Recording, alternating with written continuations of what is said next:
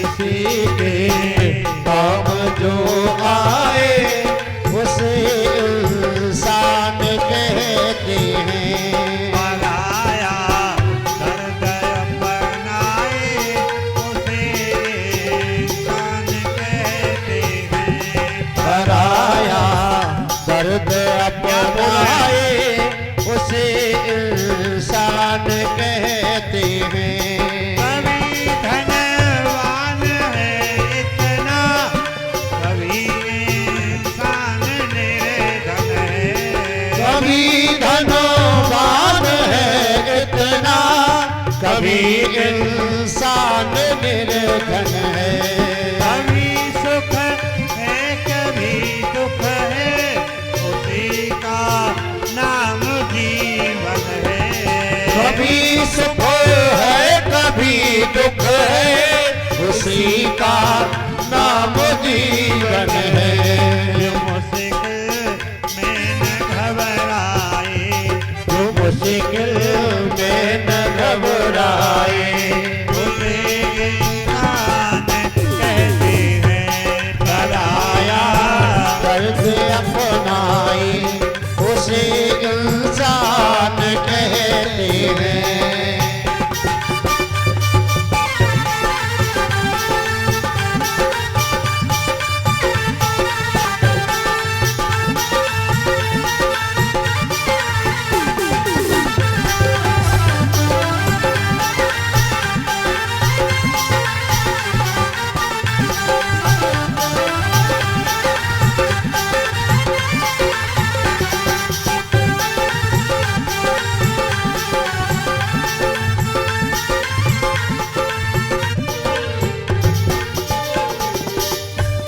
ये दुनिया एक उलझन है, कहीं धोखा कहीं ठोकर। ये दुनिया एक उलझन है, कहीं धोखा कहीं ठोकर। कोई हंसे हंस के जीता है, कोई जीता है रो रो कर। कोई हंस हंस के जीता है, कोई जीता है रो रो कर।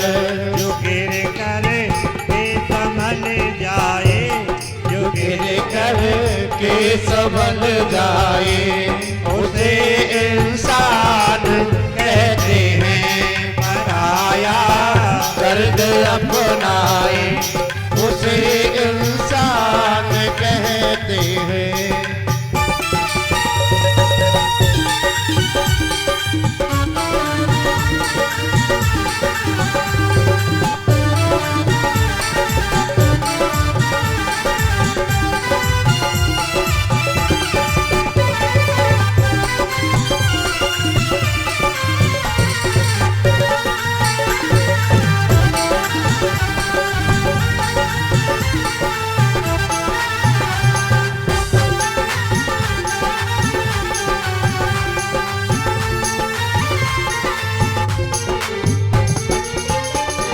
अगर गलती रुलाती है तो राहें भी दिखाती है। अगर गलती रुलाती है तो राहें भी दिखाती है। मनुष्य गलती का पुतला है, ये अक्सर हो ही जाती है। मनुष्य गलती का पुतला है, ये अक्सर हो ही जाती है। जो कर ले ठीक गलती को, जो कर ले ठीक गलती को उसे इंसान कहते हैं। पराया दर्द अपनाए उसे इंसान कहते हैं।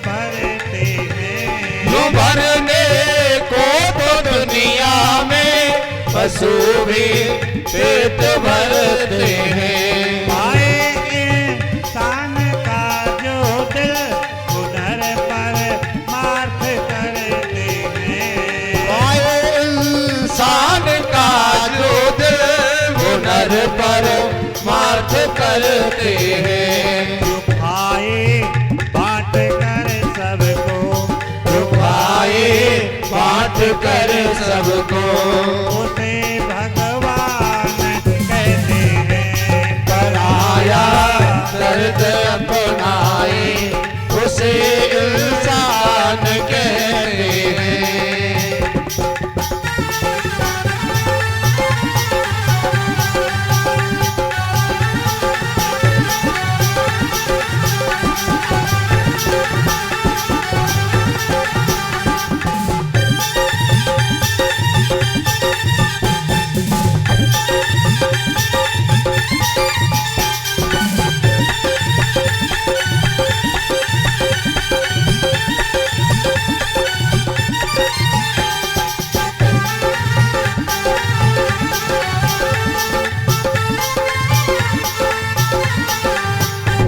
किसी के काम जो आए उसे इंसान कहते हैं।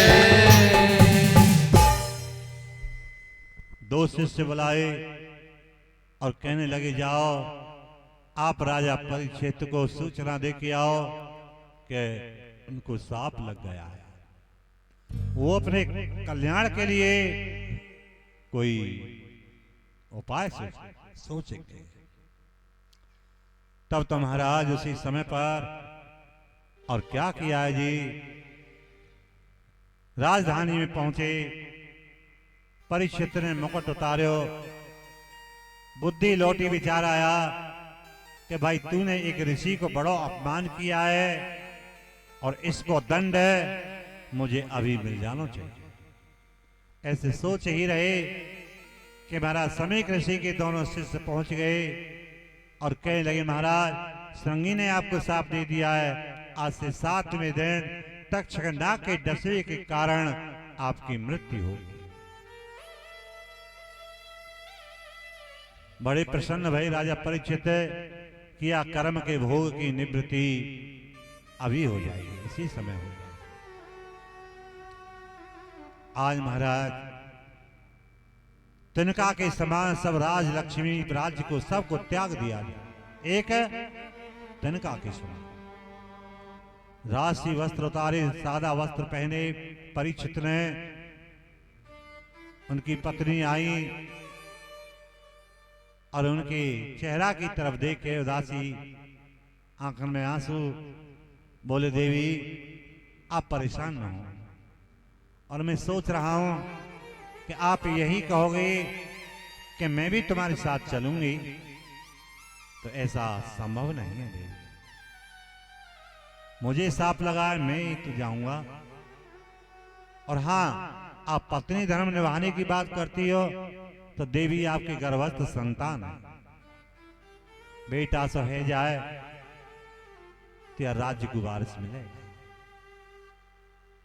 गर्भस्थ संतान को जन्म दे, राज्य को संचालन करो, इस तरह से समझाए बुझाए के महाराज और राजा परीक्षित चल दिए जी। वायु की तरह बात फैल गई है, वायु की तरह बात फैल गई। और कैसे बात फैली है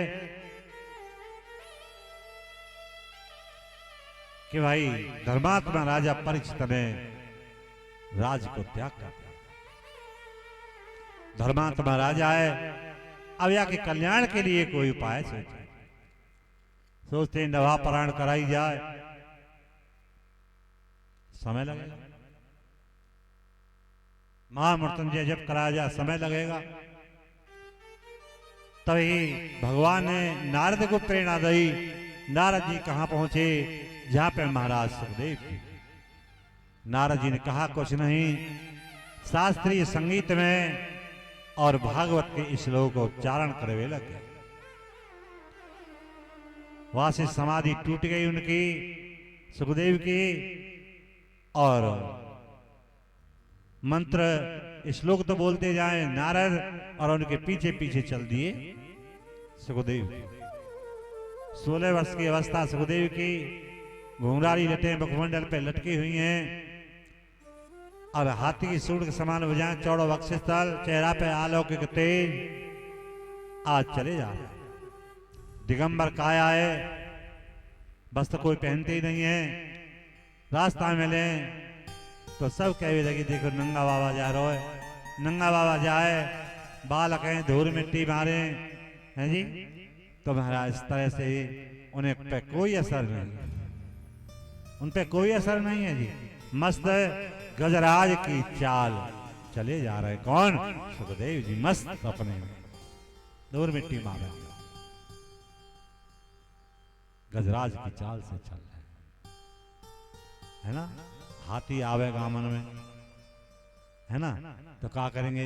दक्षिणा भी देंगे, हाथ जोड़ेंगे, जय हो गणेश भगवान की, जय हो गणेश भगवान की। सब ठाड़े हैं यहाँ हाथ जोड़ जोड़ के, है ना। हाथी जब आ जाएगा में तो, और कुत्ता न के हो करके पेट फूल जाए, है जी। आगे ना पीछे घुसेंगे, कौन? कुत्ता। स्वान पूछे तुम्हें क्या परेशानी है? पूछी किसी ने भाई तुम्हें क्या परेशानी है? कि ना या हाथी से हमें परेशानी ना है, हमें हाथी से इन्हें कोई परेशानी ना है, पर इनके आगे जो हाथ जोड़ रहे हैं हमें उनसे ज्यादा परेशान है। या हमारे पॉकेट है। तो मस्त गजराज की, तो हाथी को कुत्ता के भौंकने को कोई असर नहीं है जी, उसकी मस्ती में चले जाता है हाथी। ऐसे ही मस्त गजराज की भांति चले जा रहे हैं, कौन? सुखदेव। जैसे ही पहुंचे, आज जो सिंहासन तैयार गंगा के किनारे किया गया, और देखते ही सुखदेव जी को जितना भी समाज है सब खड़ा हो गया जी स्वागत में, अभिवादन। ऊंचे सिंहासन पर उनको विराजमान किया गया। परीक्षित ने मस्तक रख दिया और कहने लगे, सभी संत महात्मा ऋषि मुनि कहने लगे कि परीक्षित आप ऐसा कोई प्रश्न करो कि जिससे तुम्हें सुखदेव जी 7 दिन कथा सुना सके, नहीं तो गोदोहन मात्र ही एक स्थान पर रुक पाते हैं जी। कौन? सुखदेव। जितनी देर गाय दुही जाए उतनी देर ही रुकते हैं, ज्यादा देर रुकते नहीं है। गाय की धार के कितने समय में कट जाए? परीक्षित, गाय भैंस राखो का चिन्ह राखो, जो कह रहे हैं। हाँ क्या कह? हाँ तो क्या कितने धार के दिन देर में कट जाए गाय की? जो कह रहे घड़ी ना लगाई। 5, हाँ बिल्कुल सही बात, 5-6 मिनट से ज्यादा नहीं लगेंगे। चाहे 20 किलो दूध डेयरी होगा, 5-6 मिनट से ज्यादा नहीं लगती। और इतनी देर ही सुखदेव जी एक स्थान पर रुकते। अब 7 दिन लगातार कथा सुना सके तो बड़ा असंभव है जी ये तो। इसलिए प्रार्थना कर रहे हैं, ऐसा कोई प्रश्न करो परीक्षित कि जो तुम्हें लगातार की कथा सुना सके। परीक्षित बोले, गुरुदेव मरण धर्मा जीव के लिए क्या करना चाहिए? मरण धर्मा जीव के लिए क्या करना चाहिए? होठों में ही मुस्काए सुखदेव जी, बोले अगर आप कहते कि मेरी मृत्यु निकट है, मुझे क्या करना चाहिए, तो शायद मैं नहीं आ पाता। हाँ? रोजाना जर कितने मरते हैं, पर आपने सबके लिए प्रश्न किया है, मर धर्मा जीव के लिए क्या करना चाहिए? तो मर धर्मा तो सभी जीव हैं, चर अचर सब मर धर्मा, एक दिन सबको मरना होता है।